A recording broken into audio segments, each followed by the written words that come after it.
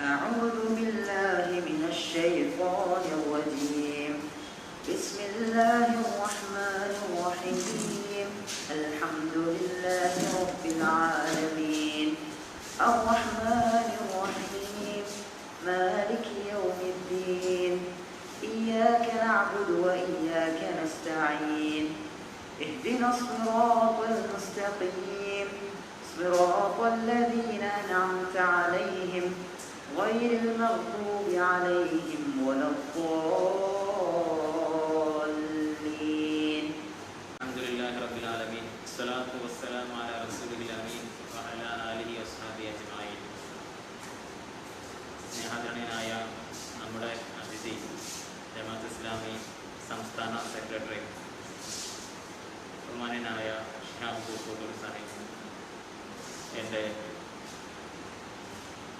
സഹപ്രവർത്തകരെ അസ്സലാമു അലൈക്കും വറഹ്മത്തുള്ളാഹി വബറകാതുഹു.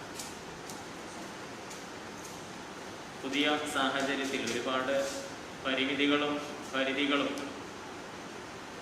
മറികടന്നുകൊണ്ട് അൽഹംദുലില്ലാഹ് ഒരു വലിയ ഗ്യാപ്പിന് ശേഷമാണ് നമ്മൾ ഒരുമിച്ച് കൂടുന്നത്. അള്ളാഹു നമ്മെ അനുഗ്രഹിക്കുമാറാവട്ടെ. ഞാൻ ഒരുപാട് സംസാരിക്കുന്നില്ല. SIO സംഘടിപ്പിച്ചുകൊണ്ടിരിക്കുന്ന മലബാർ വിപ്ലവത്തിൻ്റെ 100 വർഷം ചെറുത്തുനിൽപ്പിൻ്റെ ആഘോഷം എന്ന തലക്കെട്ടിൽ നടത്തിക്കൊണ്ടിരിക്കുന്ന ക്യാമ്പയിൻ്റെ ഭാഗമായിട്ടാണ് നമ്മൾ ഇവിടെ സംഗമിച്ചിട്ടുള്ളത്. നമുക്കറിയാവുന്ന പോലെ ഏറെ കോലാഹലങ്ങൾ, ചർച്ചകൾ, സംവാദങ്ങൾ അതിലേക്കൊക്കെ വഴി തെളിച്ച ഒരുപക്ഷെ പുതിയ വാരിയൻ കുന്നത്ത് ഹാജിയുടെ ചർച്ചകൾക്കൊക്കെ തിരിയിട്ട ഒരു പശ്ചാത്തലത്തിലാണ് നമ്മളുള്ളത്. പ്രത്യേകിച്ചും ഈ കോവിഡ് കാലഘട്ടത്ത് ഭരണകൂടം ഉള്ളിലൊക്കെ ഒളിച്ചും പാത്തും നിർമ്മിച്ചെടുത്തുകൊണ്ടിരിക്കുന്ന പുതിയ അജണ്ടകൾ, പ്രത്യേകിച്ചും നമ്മളെ സംബന്ധിച്ച് സവിശേഷമായി പുതിയ വിദ്യാഭ്യാസ നയ രൂപീകരണത്തിൻ്റെ പശ്ചാത്തലത്തിൽ വളരെയധികം പ്രാധാന്യം അർഹിക്കുന്ന SIO പ്രവർത്തകർ എന്ന നിലക്ക് നമ്മളും ബന്ധപ്പെട്ട വിദ്യാർത്ഥികളും സമൂഹവും തിരിച്ചറിയേണ്ട ഒരുപാട് സത്യങ്ങൾ പിന്നിലുണ്ടാവുകയും ആ അറിവിലേക്ക് ചൂണ്ടുന്ന എല്ലാ ചൂണ്ടുവിരലുകളും അതുപോലെയുള്ള സംവാദങ്ങളെയും അടിച്ചമർത്തുവാൻ പാടുപെട്ടുകൊണ്ടിരിക്കുന്ന, അതിനെതിരെ തുരിഞ്ഞുകൊണ്ടിരിക്കുന്ന ഒരു വിഭാഗം നമ്മുടെ മറുപക്ഷത്തുണ്ട്. അൽഹംദുലില്ലാഹ് നമ്മൾ സംഗമിച്ചിരിക്കുന്നത് അത്തരം ശത്രുപക്ഷത്തിന്റെ വെല്ലുവിളികളെ അതിജീവിക്കുവാനായിട്ടുള്ള ഒരു മുന്നൊരുക്കത്തിലാണ്. ഞാൻ നീട്ടിക്കൊണ്ടു പോകുന്നില്ല. ഈ പരിപാടിയിൽ മലബാർ വിപ്ലവത്തിന്റെ പ്രചോദനത്തെയും ചരിത്രത്തെയും കുറിച്ച് നമുക്ക് അറിവ് പകരാൻ വേണ്ടി ഇവിടെ എത്തിച്ചേർന്നിട്ടുള്ളത് ജമാഅത്ത് ഇസ്ലാമി സംസ്ഥാന സെക്രട്ടറി ബഹുമാന്യനായ ഷിഹാബ് സാഹിബാണ്. അദ്ദേഹത്തെ സ്നേഹാദരം നിങ്ങൾക്ക് വേണ്ടി ഈ സദസ്സിലേക്ക് സ്വാഗതം ചെയ്യുന്നു, ക്ഷണിക്കുന്നു. നിങ്ങളെല്ലാവരെയും ഒരിക്കൽ കൂടെ പ്രോഗ്രാമിലേക്ക് വളരെ ആഹ്ലാദപൂർവ്വം ആദരപൂർവ്വം സ്വാഗതം ചെയ്തുകൊണ്ട് അവസാനിപ്പിക്കട്ടെ. വാഖിറു ദഅ്വാനാ അൽഹംദുലില്ലാഹി റബ്ബിൽ ആലമീൻ. അസ്സലാമു അലൈക്കും. ബിസ്മില്ലാഹിർ റഹ്മാനിർ റഹീം. അൽഹംദുലില്ലാഹി റബ്ബിൽ ആലമീൻ. والصلاة والسلام على من لا نبي بعد وسيد الأولين والآخرين وخاتم الأنبياء والمرسلين وعلى آله وأصحابه الطاهرين وأمهات المؤمنين رضي الله عنهم أجمعين. അതിൻ്റെതായ വിദ്യാർത്ഥി സുഹൃത്തുക്കളെ, അസ്സലാമു അലൈക്കും വറഹ്മത്തുള്ളാഹി വബറകാതുഹു. SIO സംഘടിപ്പിച്ചിട്ടുള്ള മലബാർ പോരാട്ടത്തിൻ്റെ സമരത്തിൻ്റെ 100 വർഷങ്ങൾ പൂർത്തിയാകാൻ പോകുന്ന ഈ വേളയിൽ അതിനെക്കുറിച്ച് സ്മരിക്കുകയും ഓർമ്മിപ്പിക്കുകയും ചെയ്യുക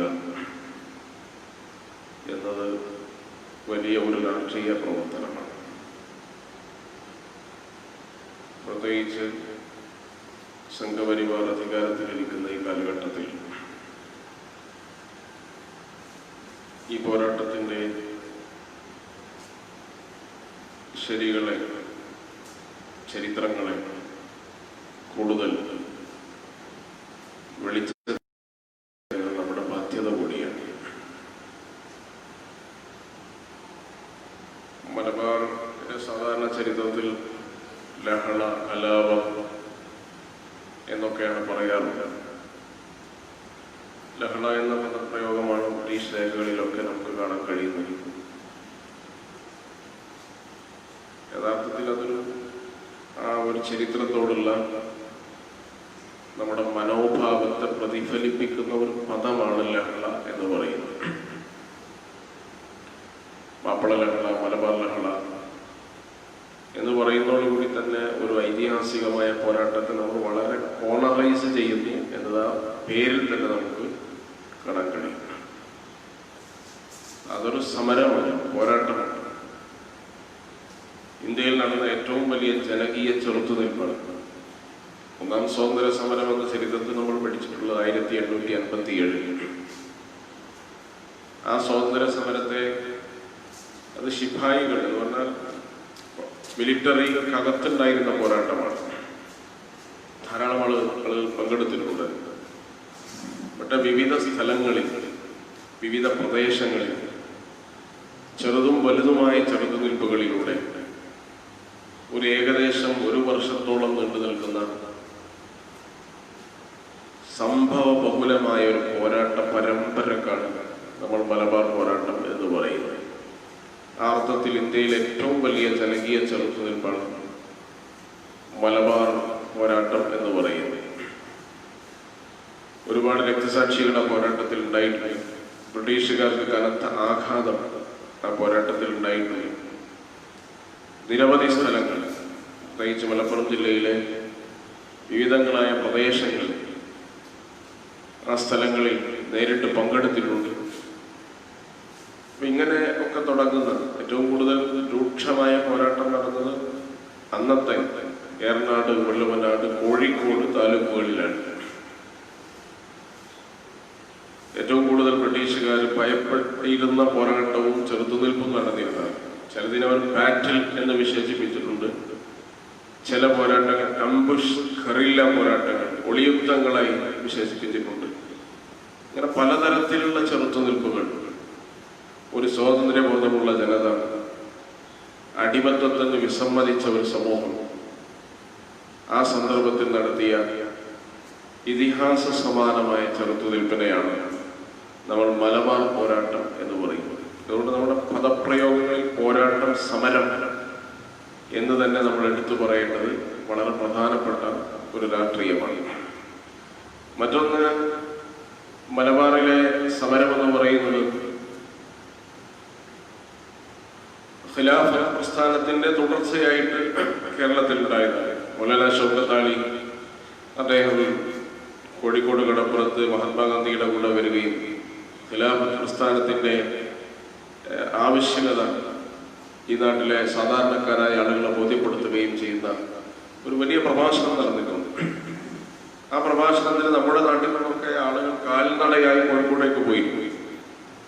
കാൽനടയായി മഞ്ചേരിയിൽ നിന്നും, മലപ്പുറത്തു നിന്നും, കരുവാരക്കുണ്ടിൽ നിന്നും, കാളികാവിൽ നിന്നും, നിലമ്പൂരിൽ നിന്നൊക്കെ ആളുകൾ കാൽനടയായി കോഴിക്കോട്, ഏകദേശം 12,000 ആളുകൾ കാൽനടയായി തന്നെ കോഴിക്കോടേക്ക് പോയി. അപ്പൊ അത്രയും വലിയൊരു ആവേശത്തോടുകൂടി അതിനെ സ്വീകരിച്ച് പിന്നീട് മലബാറിലെ വിവിധ പ്രദേശങ്ങളിൽ ഖിലാഫത്ത് കമ്മിറ്റികൾ ഉണ്ടാകുകയാണ്. ഖിലാഫത്ത് മൂവ്മെന്റുകൾ ശക്തിപ്പെടുകയാണ്. ലോകത്ത് തന്നെ ഏറ്റവും വലിയ ഖിലാഫത്ത് മൂവ്മെന്റ് ഉണ്ടായിരുന്ന ഇന്ത്യയിലാണ്. കാരണം ഖിലാഫത്ത് മൂവ്മെന്റിന്റെ പശ്ചാത്തലം നമുക്കറിയാം.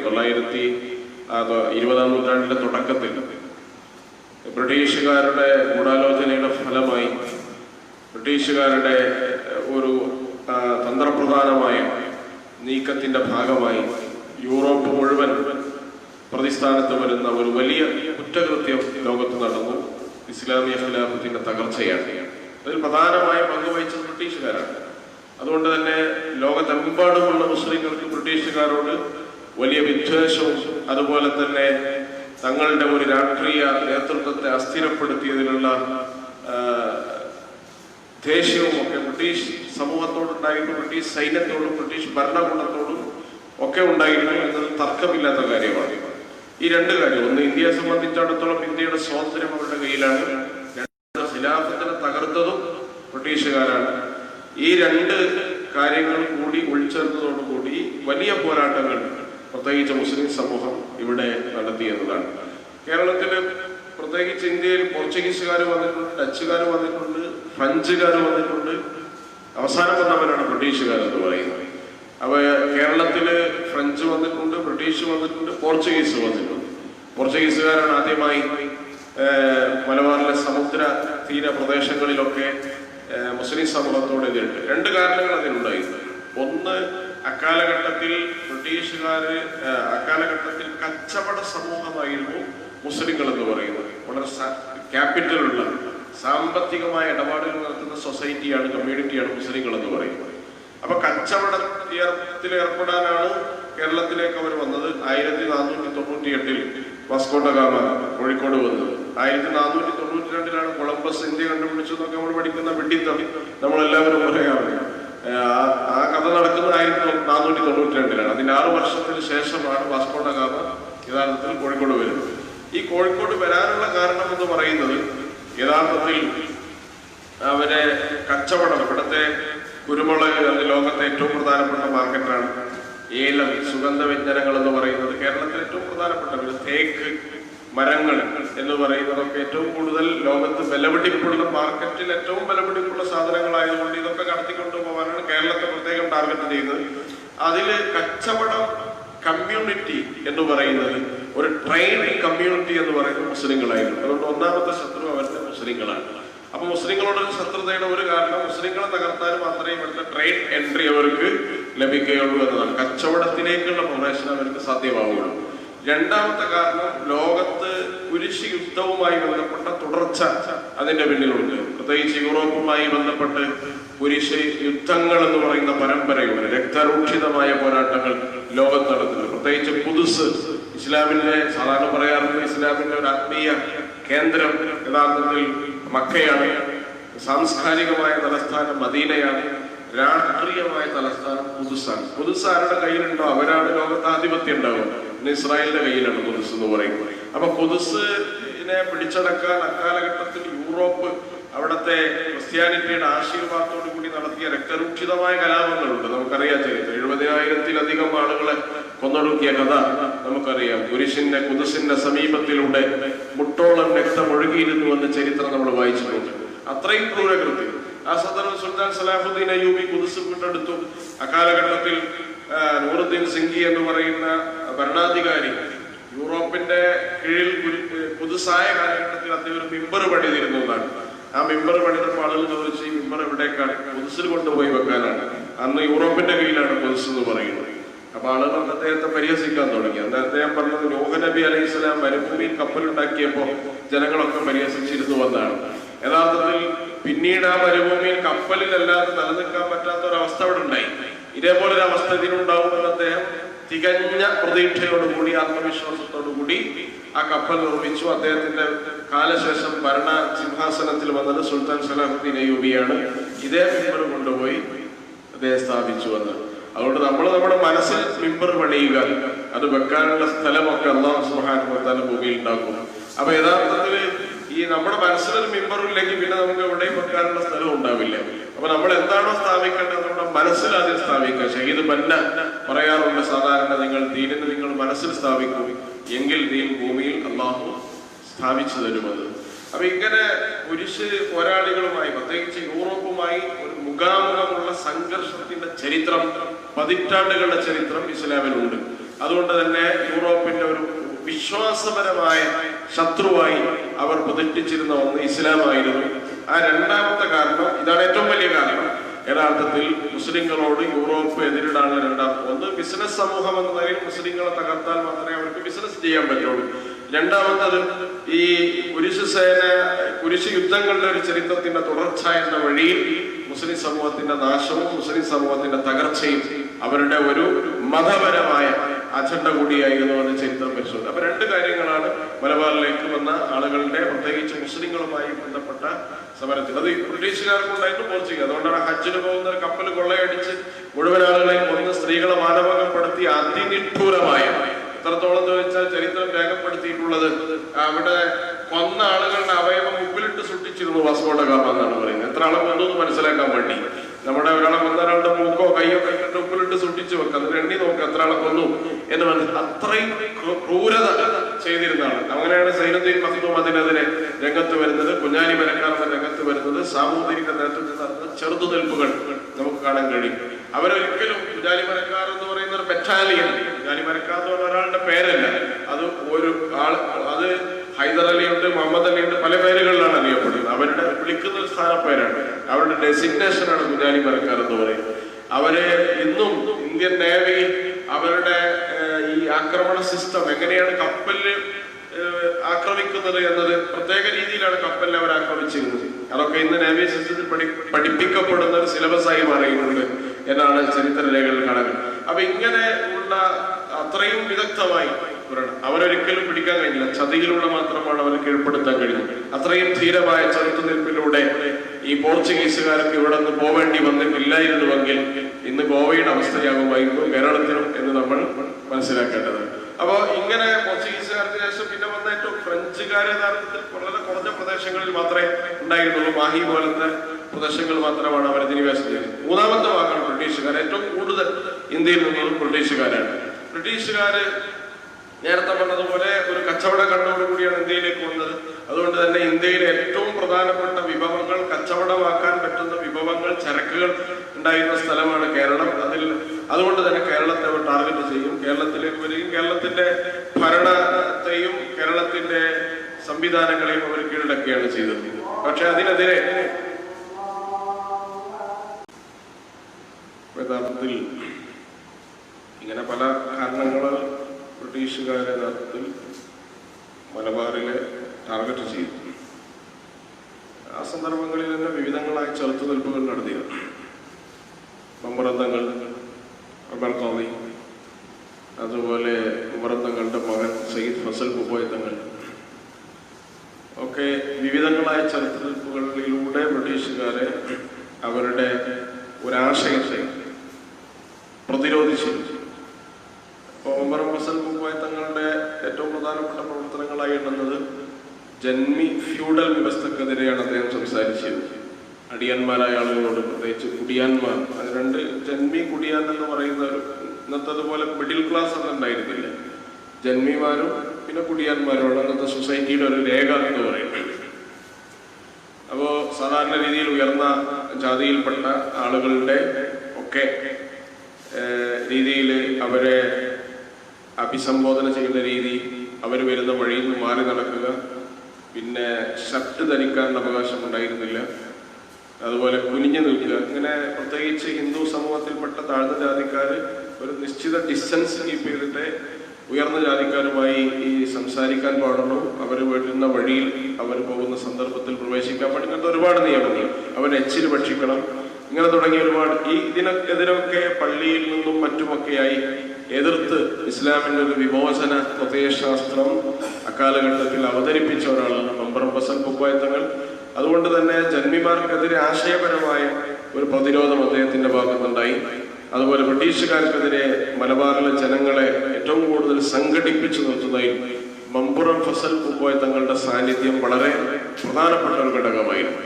അതുകൊണ്ടാണ് അദ്ദേഹത്തെ വിവിധങ്ങളായ സമ്മർദ്ദങ്ങൾ ഉപയോഗിച്ചുകൊണ്ട് അദ്ദേഹത്തെ നാടുകടത്തി. പിൽക്കാലത്ത് തുർക്കി ഖലീഫ അദ്ദേഹത്തെ ഗവർണറായി സ്വീകരിച്ചു. ഇന്നത്തെ ഒമാനിന്റെ പ്രവിശ്യ അദ്ദേഹത്തിന് കൊടുക്കുകയും ചെയ്തു. അത്രയും വിദഗ്ധനായ ഒരാളാണ്. അതുകൊണ്ടാണ് തുർക്കി ഖലീഫ അദ്ദേഹത്തെ ഗവർണറായി സ്വീകരിക്കുകയും ഒമാനിലെ പ്രധാനപ്പെട്ട ഒരു മേഖലയുടെ ഭരണാധികാരിയായി മമ്പറം ഫസൽ കുബോയ് തങ്ങളെ നിശ്ചയിക്കുകയും ഹിജാസിലെ അക്കാലഘട്ടത്തിലെ റെയിൽവേ അദ്ദേഹത്തിന്റെ ഭരണകാലത്ത് കൊണ്ടുവന്നതാണ് എന്നൊക്കെ രേഖകളിൽ നമുക്ക് കാണാൻ കഴിയും. അപ്പൊ ഇങ്ങനെ അദ്ദേഹം നാടുവിടാൻ നിർബന്ധിതമായത് ഇവിടത്തെ മാപ്പിള സമൂഹത്തിന്റെ സുരക്ഷയോർത്തുകൊണ്ടാണ്. എനിക്ക് ബ്രിട്ടീഷുകാരനെ കൊല്ലുകയോ അറസ്റ്റ് ചെയ്യുകയോ ചെയ്താൽ മൊത്തം ജനങ്ങൾ ഇളകി വശാവുകയും അവരെല്ലാം ഈ സമരത്തിലേക്ക് വരികയും വമ്പിച്ച ആൾനാശം ഉണ്ടാവുകയും ചെയ്യുമെന്ന് ബോധ്യപ്പെട്ടതുകൊണ്ടാണ് അദ്ദേഹം നാടുവിട്ടെന്ന് പറയപ്പെടുന്നു. പക്ഷെ ബ്രിട്ടീഷുകാർ വലിയ രീതിയിൽ അദ്ദേഹത്തെ സമ്മർദ്ദം ചെലുത്തിയിട്ടാണ്. അതുകൊണ്ടാണ് അദ്ദേഹത്തെ അതിന് നേതൃത്വം നൽകിയ അധികാരിയെ യഥാർത്ഥത്തിൽ കാലഘട്ടത്തിലെ മാപ്പിള പോരാളികൾ വധിക്കുകയാണ് ചെയ്തത്. ഇങ്ങനെ അതുപോലെ ഉമർ ഖാളി നികുതി നിസ്സഹകരണ പ്രസ്ഥാനത്തെ കേരളത്തിൽ സ്ഥാപിച്ച, ഇന്ത്യയിൽ സ്ഥാപിച്ച പ്രധാനപ്പെട്ട പോരാളിയാണ്. മഹാത്മാഗാന്ധിക്ക് ഒരു നൂറ്റാണ്ട് മുമ്പ് യഥാർത്ഥത്തിൽ നികുതി നിസ്സഹകരണ പ്രസ്ഥാനം സ്ഥാപിച്ച ഒരാളാണ് ഈ ഉമർ ഖാളി എന്ന് പറയുന്നത്. ഉമർ ഖാളി നികുതി അള്ളാഹുവിന്റെ ഭൂമിക്ക് അക്രമികാരികളായ ബ്രിട്ടീഷ് ഭരണാധികാരികൾക്ക് നികുതി കൊടുക്കില്ല എന്ന് തന്നെ അദ്ദേഹം തീർത്തു പറയുകയാണ്. ഉമർ ഖാളിയുടെ പ്രഖ്യാപനം മാത്രമല്ല, അക്കാലഘട്ടത്തിൽ മലബാറിലെ പല പ്രദേശങ്ങളിലും നികുതി നിസ്സഹകരണ ഗ്രാമങ്ങൾ ഉണ്ടായിരുന്നു എന്നാണ്. ചില ഗ്രാമങ്ങൾ നികുതി തന്നെ കൊടുക്കില്ല. അപ്പൊ അത് വളരെ വ്യാപ്തിയുള്ള ഒരു സമരമായിരുന്നു. ഈ സമരത്തെ ജനകീയമാക്കുന്നതിൽ പിന്നീട് നിസ്സഹകരണ പ്രസ്ഥാനങ്ങൾ വന്നു. അവരാണ് അത് ജനകീയമാക്കി തുടർന്നു കൊണ്ടുവന്നത്.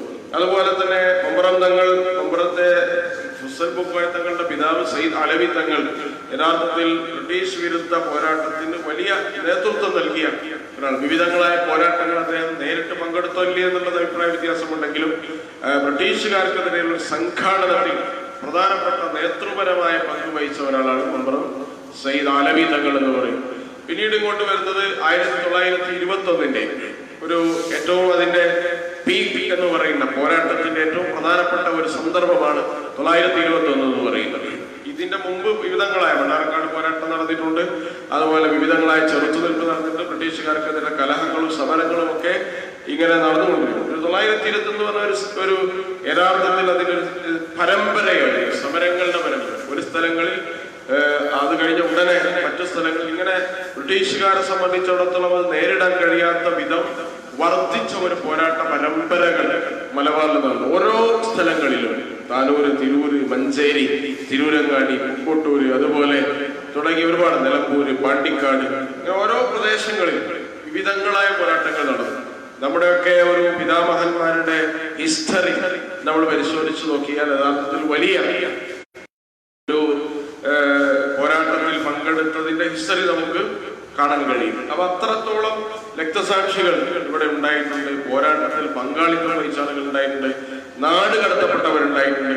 അതുപോലെ തന്നെ അറസ്റ്റ് രേഖപ്പെടുത്തപ്പെട്ടിട്ടുണ്ടായിട്ടുണ്ട്. മലബാറിൽ നടന്ന ആദ്യത്തെ പ്രധാനപ്പെട്ട സമരമാണ് മണ്ണാർക്കാട് സമരം. അതിൽ 3 പ്രതികളുടെ ലിസ്റ്റിൽ ഒന്ന് സ്ത്രീ ആയിരുന്നു എന്നാണ് പറയുന്നത്. ഒരു സ്ത്രീയുടെ മാനം രക്ഷിക്കാൻ വേണ്ടിയാണ്, ഒരു ഹിന്ദു സമൂഹത്തിൽപ്പെട്ട താഴ്ന്ന ജാതിക്കാരിയായ ഒരു സ്ത്രീയുടെ മാനം രക്ഷിക്കാൻ വേണ്ടിയാണ് യഥാർത്ഥത്തിൽ മണ്ണാർക്കാട് പോരാട്ടം നടക്കുന്നത്. അതിന് നേതൃത്വം നൽകിയ ആളാണ് വാര്യംകുട്ടി അഹമ്മദ് ഹാജിയുടെ പിതാവ്, മൊയ്തീൻകുട്ടി ഹാജി എന്ന് പറയുന്ന പിതാവ് ആയിരുന്നു ആ പോരാട്ടത്തിന് നേതൃത്വം കൊടുത്തിരുന്നത്. അപ്പൊ യഥാർത്ഥത്തിൽ മലബാറിലെ ഓരോ പ്രദേശങ്ങളിൽ ഈ പോരാട്ടം ശക്തിപ്പെട്ടു. ആലിമുസ്ലിയാർ ആയിരുന്നു ആ 921 എന്ന് പറയുന്ന പോരാട്ട പരമ്പരകളുടെ നെടുനായകത്വത്തിൽ ഉണ്ടായിരുന്നവരാണ്. മറ്റൊരാൾ വാര്യംകുട്ടി അഹമ്മദ് ഹാജിയാണ്. അതേസമയം ഇവർ രണ്ടുപേരെയും കുറിച്ചാണ് നമ്മൾ ധാരാളം സംസാരിക്കുന്നുണ്ടെങ്കിലും നിരവധി ആളുകൾ, നേതൃപരമായ പങ്കുവഹിച്ച ആളുകളുണ്ട്, ധീരരായ മനുഷ്യരുണ്ട്, പോരാട്ടങ്ങൾ സംഘടിപ്പിച്ചു നിർത്തിയ ആളുകളുണ്ട്. ഇപ്പോ വാറങ്കോട് എന്ന് പറയുന്ന മലപ്പുറത്തെ പ്രദേശത്തുള്ള, മലപ്പുറം ടൗണിനടുത്തുള്ള സ്ഥലത്താണ് ബ്രിട്ടീഷുകാരുടെ ഏറ്റവും ഉയർന്ന ഒരു ഉദ്യോഗസ്ഥൻ ലെക്കാസ്റ്റർ എന്ന് പറയുന്ന, അന്ന് 22 വയസ്സായിട്ടുള്ളൂ. അത്രയും പ്രഗത്ഭനായ ഒരു 22 വയസ്സായപ്പോഴേക്കും അദ്ദേഹത്തെ പോലീസിന്റെ പ്രധാനപ്പെട്ട ചുമതല ഏൽപ്പിക്കണമെങ്കിൽ അദ്ദേഹത്തിന്റെ യോഗ്യതയും കഴിവും നമുക്ക് ഊഹിക്കാവുന്നതാണ്. അദ്ദേഹത്തെ വധിച്ചത് വാറങ്കോട് വെച്ചാണ്. ഒരുതരം ചാവേറാക്രമണമാണ്. അദ്ദേഹത്തെ പൂക്കോട്ടൂർ യുദ്ധം കഴിഞ്ഞ് മലപ്പുറത്തേക്ക് പോകുന്ന വഴിയിലാണ് അദ്ദേഹത്തെ മുകളിൽ നിന്ന കുഞ്ഞഹമ്മദ്, മങ്കരത്തൊടി കുഞ്ഞഹമ്മദ് എന്ന് പറയുന്ന വ്യക്തി അദ്ദേഹം. അപ്പൊ ഇങ്ങനെ ഓരോ സ്ഥലങ്ങളിൽ വലിയ ഭീതിയിലുള്ള ആക്രമണങ്ങൾ നടന്നിട്ടുണ്ട്. അതിന്റെ രേഖകൾ ഇന്ന്, അതിന്റെ ശവക്കല്ലറകൾ, ബ്രിട്ടീഷ് ഉദ്യോഗസ്ഥന്മാരുടെ ശവക്കല്ലറകൾ മലപ്പുറത്തെ സെമിറ്റേരിയിൽ ഇപ്പോഴും നമുക്ക് കാണാൻ കഴിയും. ഏത് യുദ്ധത്തിൽ എപ്പോൾ കൊല്ലപ്പെട്ടു എന്നൊക്കെ അവിടെ രേഖപ്പെടുത്തി വെച്ചിട്ടുണ്ട്. അപ്പൊ വലിയ പോരാട്ടം ഉണ്ടായി. ആലിമുസ്ലിയാരെ സംബന്ധിച്ചിടത്തോളം അദ്ദേഹം വിവിധ പ്രദേശങ്ങളിൽ പള്ളിയിൽ ദർശനം നടത്തിയ ആളാണ്. ആ ദർശനം നടത്തിയ സന്ദർഭത്തിൽ ഒരുപാട് ശിഷ്യന്മാര് അദ്ദേഹത്തിനുണ്ടായിരുന്നു. ആ ശിഷ്യന്മാരായിരുന്നു ഏറനാടിനെയും വെള്ളുവനാടിനെയും കോഴിക്കോട് താലൂക്കിനെയും പ്രഗത്ഭരായ പോരാട്ടത്തിന് നേതൃത്വം നൽകിയ പ്രഗത്ഭരായ വ്യക്തിത്വങ്ങൾ എന്ന് പറയുന്നത്. അതുകൊണ്ട് തന്നെ ആലിമുസ്ലിയാർക്ക് ഒരു സ്പിരിച്വൽ റോളും ഒരു പൊളിറ്റിക്കൽ റോളും ഈ പോരാട്ടത്തിൽ നമുക്ക് കാണാൻ കഴിയും. അതേസമയം കിഴക്ക് ഭാഗത്തേക്ക് നോക്കിയാൽ അതിന്റെ നേതൃസ്ഥാനത്തുണ്ടായിരുന്നു വാര്യംകുട്ടി കുഞ്ഞമ്മദാജി രണ്ടുപേരും ഒരേ നാട്ടുകാരാണ്. നെല്ലിക്കുത്ത് എന്ന് പറയുന്ന പ്രദേശത്താണ് അവർ രണ്ടുപേരുടെയും വീട്. ഒരേ നാട്ടുകാരാണ്, ഒരേ പ്രാഥമിക വിദ്യാലയങ്ങൾ പഠിച്ച ആളുകളാണ്, അയൽവാസികളാണ്. തൊട്ടടുത്താണ് അവരുടെ 2000 വീടുകൾ തമ്മിൽ വളരെ അടുത്താണ് അവരുടെ രണ്ടുപേരുടെയും വീടുകൾ സ്ഥിതി ചെയ്യുന്നത്. അതേസമയം ബ്രിട്ടീഷ് വിരുദ്ധ വികാരം കുടുംബപരമായി തന്നെ അവർക്കുണ്ടായിരുന്നു. അലി മുസ്ലിയാർ മക്കയിൽ നിന്ന് വിദ്യാഭ്യാസം കഴിഞ്ഞ് നേരെ വന്ന് ലക്ഷദ്വീപിലേക്കാണ്. ലക്ഷദ്വീപിൽ നിന്ന് അദ്ദേഹം പിന്നെ നാട്ടിലേക്ക് തിരിച്ചു വരാനുള്ള കാരണം തന്നെ ജ്യേഷ്ഠൻ രക്തസാക്ഷിയായ വിവരം പറഞ്ഞിട്ടുണ്ട്. ബ്രിട്ടീഷ് വിരുദ്ധ പോരാട്ടത്തിൽ ജ്യേഷ്ഠൻ മരിച്ച് രക്തസാക്ഷിയായി എന്ന വിവരം അറിഞ്ഞപ്പോഴാണ് അദ്ദേഹം കവരത്തിയിൽ നിന്ന് കേരളത്തിലേക്ക് അദ്ദേഹത്തിന്റെ സ്ഥാനം ചെയ്യുന്നു. അതുപോലെ വാര്യകുന്നത്ത് കുഞ്ഞഹമ്മദാജിയുടെ കുടുംബത്തിൽ മാത്രം 20ഓളം രക്തസാക്ഷികൾ ബ്രിട്ടീഷ് വിരുദ്ധ പോരാട്ടത്തിൽ ഉണ്ടായിട്ടുണ്ട്. 20 രക്തസാക്ഷികൾ നൽകിയ കുടുംബമാണ് യഥാർത്ഥത്തിൽ വാര്യകുന്നത്ത് കുഞ്ഞഹമ്മദാജിയുടെ കുടുംബം എന്ന് പറയുന്നത്. അപ്പൊ ഇങ്ങനെ കുടുംബപരമായി തന്നെ ബ്രിട്ടീഷ് വിരുദ്ധ പോരാട്ടത്തെ ജ്വലിപ്പിച്ചു നിർത്തുന്നതിൽ ഏറ്റവും പ്രധാനപ്പെട്ട പങ്ക് വഹിച്ച ആളാണ് ഈ നമ്മുടെ വാര്യകുന്നത്ത് കുഞ്ഞഹമ്മദാജി എന്ന് പറയുന്നത്. അപ്പൊ ഇങ്ങനെ ഓരോ സന്ദർഭങ്ങൾ വിവിധങ്ങളായ പ്രദേശങ്ങളിൽ അവർ നടത്തിയ നേതൃത്വപരമായ പങ്ക് എന്ന് പറയുന്നത് വളരെ വലുതാണ്. അതിന്റെ വിശദാംശങ്ങളിലേക്ക് ഞാനിപ്പോൾ പോകുന്നില്ല. ആലി മുസ്ലിയാർ എന്ന് പറയുന്ന വ്യക്തി പോരാട്ടത്തിന്റെ ഒരു കേന്ദ്രബിന്ദു. ആലി മുസ്ലിയാരെ നേതാവായി അംഗീകരിച്ചിട്ടാണ് വാര്യകുന്നത്ത് കുഞ്ഞഹമ്മദാജി പോരാട്ടത്തിലേക്ക് വരുന്നത്. അദ്ദേഹം 3 തവണ മക്കയിൽ പോയി ഹജ്ജ് ചെയ്തിട്ടുണ്ട്. തിരിച്ചു വന്നപ്പോൾ അദ്ദേഹത്തെ നെടിയുരുപ്പ് എന്ന് പറയുന്ന പ്രദേശത്ത് ബ്ലോക്ക് ചെയ്യാണ് ബ്രിട്ടീഷുകാർ ചെയ്ത്. നെല്ലിക്കുത്തേക്ക് വരാൻ അദ്ദേഹത്തെ അനുവദിച്ചില്ല. അദ്ദേഹത്തിന്റെ ഭാര്യ മാളു ഹജ്ജുമ്മ വലിയൊരു പോരാളിയായിരുന്നു എന്ന് ചരിത്രത്തിൽ രേഖപ്പെടുത്തിയിട്ടുണ്ട്. അതുപോലെ തന്നെ ആലി മുസ്ലിയാരെ ബ്രിട്ടീഷുകാര് വളഞ്ഞു. പള്ളി തിരുരങ്ങാടി പള്ളി വളഞ്ഞിട്ടാണ് പല ഭാഗങ്ങളിലൂടെയാണ് ബ്രിട്ടീഷ് സേന തിരുരങ്ങാടിയിലേക്ക് എത്തുന്നത്. ആ പള്ളി വളഞ്ഞു എന്ന വാർത്ത കേട്ടപ്പോൾ വാര്യകുന്നത്തിന്റെ നേതൃത്വത്തിൽ തിരുരങ്ങാടിയിലേക്ക് ഒരു മാർച്ച് നടക്കുന്നുണ്ട്. ആ മാർച്ചിനെ തടയാൻ അക്കാലത്ത് ബ്രിട്ടീഷ് സൈന്യം ആലക്കാരിൽ നിന്നാണ് മാർച്ച് പോകുന്നത്. ആ സൈന്യത്തെ തടയാൻ ബ്രിട്ടീഷുകാര് ശ്രമിക്കുകയും ഒടുവിൽ ബ്രിട്ടീഷ് സൈന്യം പേടിച്ചോടുകയും ചെയ്തു. ആ വാർത്ത അന്നത്തെ കാലത്തെ പത്രങ്ങളിൽ നൽകിയിരുന്നത്, ബ്രിട്ടീഷ് പത്രങ്ങളിൽ നൽകിയിരുന്നത് മലബാറിൽ ബ്രിട്ടന്റെ അന്ത്യം എന്നായിരുന്നു. എന്ന് പറഞ്ഞാൽ ബ്രിട്ടന് ഇനി മലബാർ പിടിച്ചു നിൽക്കാൻ കഴിയില്ല, കാരണം സൈന്യം പേടിച്ചു പോയി എന്നാണ് അതിൻ്റെ അർത്ഥം. അതുകൊണ്ട് തന്നെ അവർ ഒരു പ്രത്യേക ഡോർസൽ റെജിമെന്റ്, ഗൂർഖ മിലിറ്ററി, ഇങ്ങനെ പല രീതിയിലുള്ള മിലിറ്ററി വിങ്ങുകളെ ഇവിടെ വിന്യസിച്ചിരുന്നു. ലോകത്തിന്റെ വിവിധ ഭാഗങ്ങളിൽ വിന്യസിച്ച സൈനിക ഉദ്യോഗസ്ഥന്മാരെ അവർ മലബാറിലേക്ക് കൊണ്ടുവരികയും മലബാർ സ്പെഷ്യൽ ഫോഴ്സ് എന്ന് പറയുന്ന ഒരു പ്രത്യേക ഫോഴ്സിനെ രൂപീകരിക്കും. അതാണ് പിൽക്കാലത്ത് MSB എന്ന പേരിൽ അറിയപ്പെടുന്നത്. ആ ഒരു സംവിധാനം, അതിന്റെ ഏറ്റവും പ്രധാനപ്പെട്ട ഭാഗം എന്ന് പറഞ്ഞാൽ മലബാറിലെ പോരാളികളെ പിടികൂടുക എന്നുള്ള ടാർഗറ്റ് ആയിരുന്നു അവർക്കുണ്ടായിരുന്നത്. അങ്ങനെ യഥാർത്ഥത്തിൽ ആലി മുസ്ലിയാരെ ഒടുവിൽ തന്നെ വധിക്കുകയോ അല്ലെങ്കിൽ ബ്രിട്ടീഷുകാർ മർദ്ദിക്കുകയോ ചെയ്താൽ മലബാറിലെ സാധുക്കളായ ആളുകൾ മുഴുവൻ പോരാട്ടത്തിന്റെ തെരുവിലേക്ക് ഇറങ്ങുകയും ആൾനാശം സംഭവിക്കുകയും ചെയ്യും എന്ന് മനസ്സിലാക്കി മമ്പുറം ഫസൽ പൂക്കോയ തങ്ങൾ ചെയ്തതുപോലെ അദ്ദേഹം കീഴടങ്ങുകയാണ് ചെയ്തത്. അവസാനം വരെ അദ്ദേഹം ചെറുത്തു നിൽക്കാൻ ശ്രമിച്ചെങ്കിലും തനിക്ക് പറ്റുന്ന ആപത്ത് മലബാറിലെ മാപ്പിളമാരായ ആളുകൾക്ക് വലിയ വിപത്തുകൾ ഉണ്ടാക്കുമെന്ന് ബോധ്യപ്പെട്ടതുകൊണ്ട് മമ്പുറം ഫസൽ പൂക്കോയ തങ്ങൾ നാട് വിട്ടതുപോലെ അദ്ദേഹം ബ്രിട്ടീഷ് സേനയുടെ മുന്നിൽ കീഴടങ്ങുകയും അദ്ദേഹത്തെ കോയമ്പത്തൂർ ജയിലിലേക്ക് കൊണ്ടുപോവുകയും 1922 ഫെബ്രുവരി 17 ആലി മുസ്ലിയാരെ തൂക്കിലേറ്റുകയും ചെയ്തു. തൂക്കിലേറ്റുന്നതിന് മുമ്പ് തന്നെ അദ്ദേഹം മരണപ്പെട്ടിരുന്നു എന്നാണ് പറയുന്നത്. സുബൈ നിസ്കാരത്തിൽ അദ്ദേഹം മരിച്ചിരുന്നു. നിസ്കാരത്തിൽ തന്നെ അദ്ദേഹം മരിച്ചിരുന്നു. പക്ഷെ ബ്രിട്ടീഷുകാർക്ക് ഒരു രീതി അനുസരിച്ച് അവർ മരിച്ച ആളുകളെ വീണ്ടും കൊല്ലുക എന്നുള്ള അവരുടെ ശൈലിയാണ്. അതുകൊണ്ട് തന്നെ അവർ തൂക്കിലേറ്റിയിട്ടുണ്ടെന്നാണ് പറയുന്നത്. അതുപോലെ വാര്യകുന്നത്തിന്റെ ഭാഗത്തേക്ക് വരുന്ന സന്ദർഭത്തിൽ വാര്യകുന്നത്ത് ഒരു സമാന്തര രാജ്യം ഉണ്ടാക്കിയ വ്യക്തിയാണ്. ആ സമാന്തര രാജ്യത്തിന് വ്യക്തമായ പേര് അദ്ദേഹം നൽകിയിട്ടില്ല. ചിലപ്പോൾ മലയാള രാജ്യം എന്ന് പറയുന്നത് ഖിലാഫത്ത് എന്നൊക്കെ പറയാറുണ്ടെങ്കിലും രേഖകളിൽ അതിന്റെ പേര് എന്താണെന്നൊന്നും വ്യക്തമായിട്ടില്ല. അപ്പൊ സിനിമയൊക്കെ വരുമ്പോ പിന്നെ മലയാള രാജ്യം എന്ന പേരിലാണ് അറിയപ്പെടുന്നതെങ്കിൽ അതിന് കൃത്യമായ രേഖകൾ അതിൽ കാണാൻ നമുക്ക് കഴിയില്ല. പക്ഷെ 6 മാസം നീണ്ടു നിൽക്കുന്ന, ഏകദേശം 250 വില്ലേജുകളിൽ നീണ്ടു നിൽക്കുന്ന ഒരു ഭരണമായിരുന്നു അദ്ദേഹത്തിന്റെ. വെള്ളുവനാടിന്റെ ഭാഗം, ഏറനാടിന്റെ ഭാഗം, കോഴിക്കോട് താലൂക്കിന്റെ ഭാഗങ്ങളൊക്കെ അദ്ദേഹത്തിന്റെ ഈ അതിർത്തിയിൽ ഉണ്ടായിരുന്നു. ബ്രിട്ടീഷുകാർക്ക് പ്രവേശനമില്ലാതെ 6 മാസം കാലുകുത്താൻ അവർ അനുവദിക്കാത്ത രീതിയിൽ നടത്തിയ ഒരു വലിയ ഭരണമായിരുന്നു വാര്യകുന്നത്ത്. ബ്രിട്ടീഷുകാരുടെ ചരിത്രത്തിൽ ഒരുപക്ഷെ അവരുടെ ഒരുപാട് നാടുകൾ അവർ അധിനിവേശം ചെയ്തിട്ടുണ്ട്. പക്ഷെ സമാന്തര രാജ്യം തീർത്തുകൊണ്ട് അവർക്കെതിരെ കലഹിച്ച ഒരു പോരാളിയാണ് വാര്യകുന്നത്ത് മുഹമ്മദാജി എന്ന് പറയുന്നത്. വലിയ കുന്നത്ത് കുഞ്ഞ് അഹമ്മദ് ഹാജിയുടെ ആ സമാന്തര രാജ്യത്തിന്റെ പ്രഖ്യാപനം നടത്തുന്നത് മഞ്ചേരിയിൽ വെച്ചാണ്.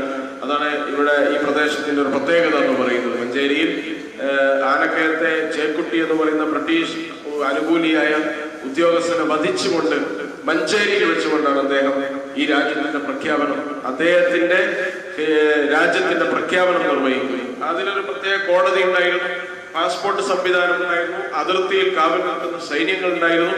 അതിന്റെ ആസ്ഥാനമായി അദ്ദേഹം സ്വീകരിച്ചിരുന്ന പ്രധാനപ്പെട്ട പ്രദേശം ചോക്കാട് എന്നുണ്ട്. ഇന്നവിടെ ഹാജിപ്പാറ എന്ന പേരിൽ അറിയപ്പെടുന്ന സ്ഥലമുണ്ട്. അവിടെ ഏറ്റവും ഉയർന്ന പ്രദേശങ്ങൾ, അവിടെ നിന്ന് വീട്ടിച്ചാൽ ഒരുവിധം സ്ഥലങ്ങളൊക്കെ അന്നത്തെ കാലത്ത് കാണാൻ കഴിയുന്നത് കൊണ്ടാണ് ആ ഉയരം കൂടിയ സ്ഥലം അദ്ദേഹം തെരഞ്ഞെടുക്കുന്നത്. കല്ലാമൂല എന്ന് പറയുന്ന ചോക്കാടിലെ ഒരു പ്രദേശമാണ് അദ്ദേഹത്തിന്റെ ആസ്ഥാനമായി അദ്ദേഹം സ്വീകരിച്ചത്. കോടതി ഉണ്ടായിരുന്നു, സൈന്യമുണ്ടായിരുന്നു. ആ സൈനികരൊക്കെ പരിശീലനം നൽകിയിരുന്ന സ്ഥലങ്ങൾ വെള്ളിനേഴി മല, അതുപോലെ പണ്ടിയാട് മല എന്നൊക്കെ പറയുന്ന മനകളിൽ അന്നത്തെ ഹിന്ദു സമൂഹത്തിലെ പല ആളുകളും അതുമായി സഹകരിക്കുകയും ആ സൈന്യത്തിൽ തന്നെ കിട്ടിയിട്ടില്ല. അപ്പൊ ഇങ്ങനെ തുടങ്ങിയ, അതുകൊണ്ട് ലോകത്ത് സാമ്രാജ്യത്വ അധിനിവേശ വിരുദ്ധ പോരാട്ടങ്ങളിൽ ഏറ്റവും ഘനപ്പെട്ട ഒരു ജീവിതമാണ് അവരുടെ ജീവിതം എന്ന് പറയുന്നത്. അവരെ ജീവിതം കൊണ്ട് ചിറകെട്ടി സാമ്രാജ്യത്വ ശക്തികളുടെ ഹുങ്കാരത്തെ, പ്രവാഹത്തെ തടഞ്ഞു നിർത്തിയ ധീരന്മാരാണ്. ആ ധീരന്മാരുടെ ചരിത്രത്തെ വികലമാക്കുമ്പോൾ യഥാർത്ഥത്തിൽ സത്യവും നന്മയും നേരും വിളിച്ചു പറയാൻ ബാധ്യതപ്പെട്ടവരാണ് നമ്മൾ. അതുകൊണ്ട് നേരത്തെ ഞാൻ സൂചിപ്പിച്ചതുപോലെ ഇതിനെ ഓർക്കുക, പറയുക, അനുസ്മരിക്കുക എന്ന് ചെയ്യുന്നത് ഏറ്റവും പ്രധാനപ്പെട്ട ഒരു രാഷ്ട്രീയ പ്രവർത്തനമാണ്. അത് നമ്മൾ നിരന്തരം നിർവഹിച്ചു കൊണ്ടിരിക്കുക. അല്ലാഹു സുബ്ഹാനഹു വ തആല അതിന് തൗഫീഖ് നൽകി അനുഗ്രഹിക്കുമാറാവട്ടെ. വാഖിറു ദഅ്വാനാ അൽഹംദുലില്ലാഹി റബ്ബിൽ ആലമീൻ. അസ്സലാമു അലൈക്കും. അൽഹംദുലില്ലാഹ് സ്വല്ലല്ലാഹു വസ്സലാമു അലാ റസൂലിൽ അമീൻ വഅലാ ആലിഹി വസഹ്ബിഹി അജ്മഈൻ. അമ്മാ ബഅദ്. വബശ്റഹ് ലി സദ്രി വയസ്സിർ ലി അംരി വഹ്ലുൽ ഉഖ്ദതം മിൻ ലിസാനി യഫ്ഖഹു ഖൗലി. ബഹുമാനപ്പെട്ട SO Manjeri area secretary Khaleel Charadi, അതുപോലെ തന്നെ ജമാഅത്തെ ഇസ്ലാമി സംസ്ഥാന ജനറൽ സെക്രട്ടറി ഷിഹാബ് പൂക്കോട്ടൂർ, മറ്റു എസ്ഒയുടെ ധീര യുവജന പ്രസ്ഥാനമേ, അള്ളാഹുവിൻ്റെ കരുണാ കടാക്ഷം നമ്മളെല്ലാവരെയും സദാ സ്പർശിക്കുമാറാവട്ടെ. എല്ലാവരെയും പോലെ ഞാനിപ്പോൾ ഈ പരിപാടി കേൾക്കാൻ വേണ്ടി അപ്പോഴാണ് നമ്മുടെ സെക്രട്ടറി ഈ ഒരു കർത്തവ്യം ഏൽപ്പിക്കുന്നത്. ഞാൻ അദ്ദേഹത്തിൻ്റെ പ്രസംഗം കേട്ടുകൊണ്ടിരിക്കുകയായിരുന്നു. മഴ കാരണത്താണ് ലേറ്റായത്, വൈകിയത്. കുറച്ചും കൂടെ കേൾക്കുന്നുണ്ടായിരുന്നു. നമുക്കറിയാം മലബാർ ചരിത്രം, 100 years of Malabar revolution, celebration of the resistance എന്ന ഈ ഒരു ക്യാമ്പയിൻ്റെ ഭാഗമായിട്ട് പല ക്ലാസ്സുകളും പല രീതിയിൽ നമ്മൾ കേൾക്കുകയുണ്ടായി. നമുക്കറിയാം നമ്മൾ ജീവിച്ചിരിക്കുന്ന, നമ്മുടെ മഞ്ചേരി, നമ്മുടെ നെല്ലി എന്നൊക്കെ പറയുന്ന ഈ മേഖലയിലുള്ള ചരിത്രത്തെ നാം കേട്ടുകൊണ്ടിരിക്കുമ്പോൾ പുതിയ തലമുറ എന്ന നിലയ്ക്ക് നമുക്ക് രോമം അഥവാ രോമാഞ്ചം എന്ന് പറയുന്നത് പോലെ നമ്മുടെ രോമം ഉയർത്തെഴുന്നേൽക്കുന്നത് പോലെയാണ് നമുക്ക് തോന്നുന്നത്. നമ്മൾ എത്രയോ ഇനിയും പഠിക്കാനുണ്ട്. ഓരോ ചരിത്രത്തെക്കുറിച്ചും നമ്മുടെ ചുറ്റുവട്ടം നടന്ന, നമ്മുടെ ഉപ്പുമാർ നടത്തിയ ഈ പോരാട്ട വീര്യം നാം കേട്ടുകൊണ്ടിരിക്കുമ്പോൾ നമുക്ക് തോന്നുന്നത് നമുക്ക് ഇനിയും ഒരുപാട് മുന്നേറാനുണ്ട്.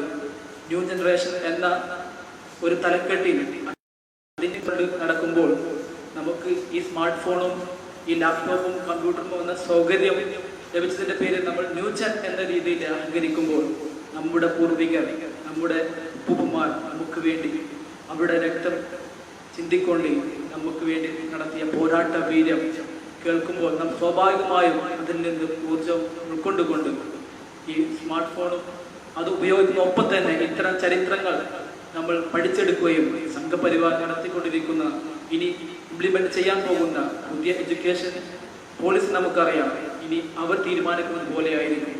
അതുകൊണ്ട് അതിൽ നിന്നും പെട്ടുപോകാതെ ഇത്തരം ക്ലാസ്സുകളിലൊക്കെ പങ്കെടുത്തുകൊണ്ടും പുതിയ പുതിയ ഈ ചരിത്രത്തെക്കുറിച്ച് പഠിക്കാൻ ആജീവത്തോടെ പുതിയ പുസ്തകങ്ങൾ വായിച്ചുകൊണ്ട് ഈ ചരിത്രത്തെ കൂടുതൽ മനസ്സിലാക്കാൻ നമ്മൾ ഓരോരുത്തരും ശ്രമിക്കണം. കൂടുതലൊന്നും പറയുന്നില്ല. എൻ്റെ കർത്തവ്യം എന്ന് പറയുന്നത് ഈ പരിപാടിയിൽ 100 years of Malabar revolution, celebration of resistance എന്ന ഈ ക്യാമ്പയിൻ്റെ ഭാഗമായിട്ട് നമ്മോട് സംസാരിച്ചാൽ അതിൻ്റെ മലബാർ വിപ്ലവത്തിൻ്റെ പോരാട്ട വീര്യവും ആലി മുസ്ലിയാരുടെയും കുഞ്ഞാലി മലക്കാരുടെയും ഒക്കെ, ആലി മുസ്ലിയാരുടെയും വാര്യകുന്നത്ത് കുഞ്ഞഹമ്മദ് ഹാജിയുടെയും ഒക്കെ ചരിത്രം നമുക്ക് മുമ്പിൽ പറഞ്ഞു തന്ന ജമാഅത്തെ ഇസ്ലാമി സംസ്ഥാന സെക്രട്ടറി എൻ്റെ പേരിലും മഞ്ചേരി ഏരിയയുടെ പേരിൽ കൃത്യമായ നന്ദി രേഖപ്പെടുത്തുന്നു. അതുപോലെ തന്നെ ഇവിടെ ഒത്തുചേർന്ന SCOൻ്റെ ഓരോ വിദ്യാർത്ഥികൾക്കും ഇതിൻ്റെ യുവജന പ്രസ്ഥാനത്തിനും എൻ്റെ പേരിലും മഞ്ചേരി ഏരിയയുടെ പേരിലും ഒരിക്കൽ കൂടി നന്ദി രേഖപ്പെടുത്തിക്കൊണ്ട് ഞാൻ നിർത്തുന്നു. അല്ലാഹു സുബ്ഹാനഹു വ തആല നമ്മെ ഇവിടെ ഒരുമിച്ച് കൂട്ടിയതുപോലെ നാളെ അവരുടെ ജന്നാത്തുൽ ഫിർദൗസിലും ഒരുമിച്ച് കൂട്ടി അനുഗ്രഹിക്കുമാറാവട്ടെ. വആഖിറു ദഅ്വാനാ അൽഹംദുലില്ലാഹി റബ്ബിൽ ആലമീൻ. അസ്സലാമു അലൈക്കും വറഹ്മത്തുള്ളാഹി വബറകാതുഹു.